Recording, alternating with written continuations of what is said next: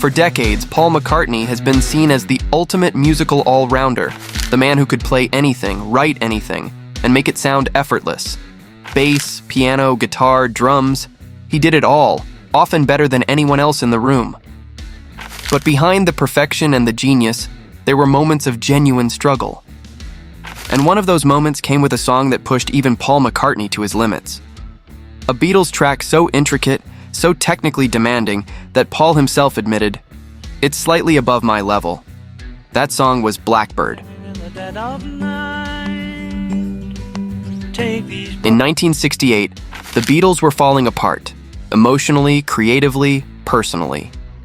The White Album sessions were long and tense, filled with arguments and silent resentment. John Lennon was drifting further toward Yoko Ono and his avant-garde experiments. George Harrison was growing frustrated, feeling overlooked, and Ringo Starr briefly quit the band altogether. Amid all that chaos, Paul McCartney sought peace.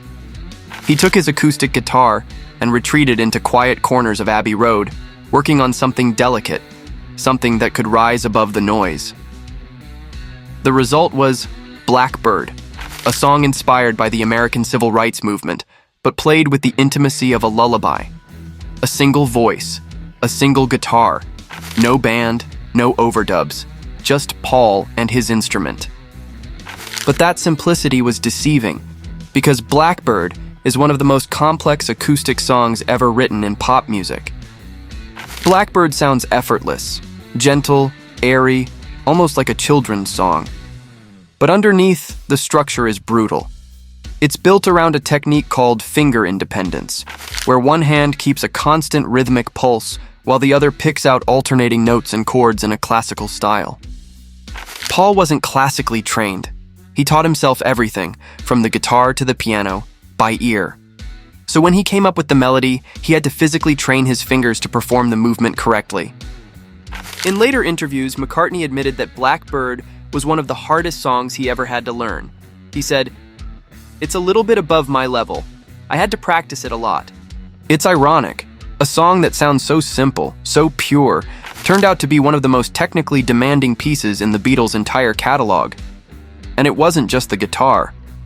Paul had to master singing and playing it simultaneously, a coordination few musicians can perfect. The song's origins trace back to something completely unexpected: Johann Sebastian Bach.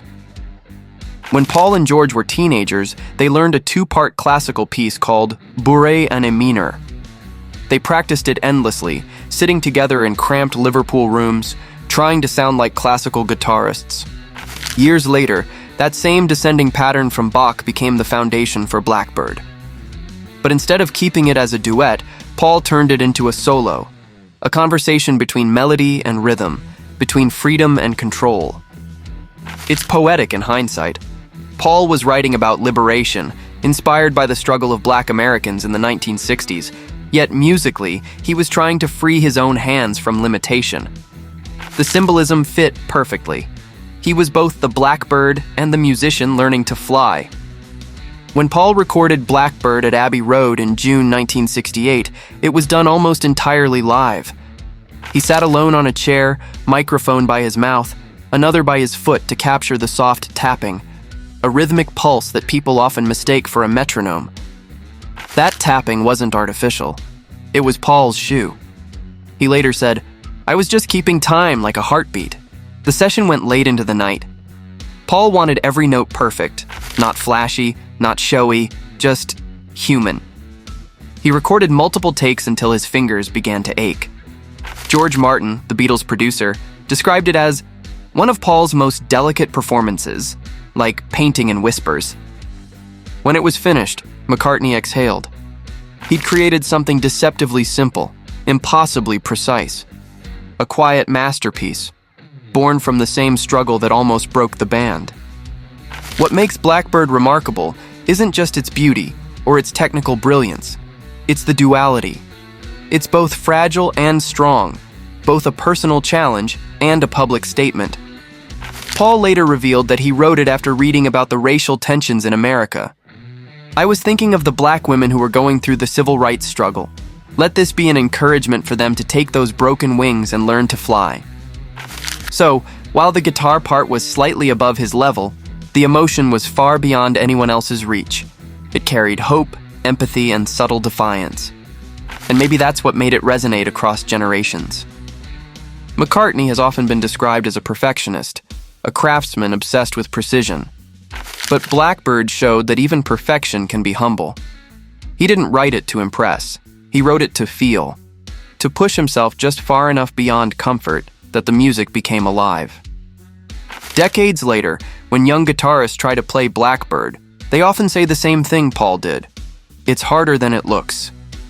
And that's the magic. It's a song about flight, yet built on struggle. A song about beauty, yet born from pain. And a song that reminded even Paul McCartney, one of the greatest songwriters in history, that mastery isn't about ease. It's about the courage to reach higher,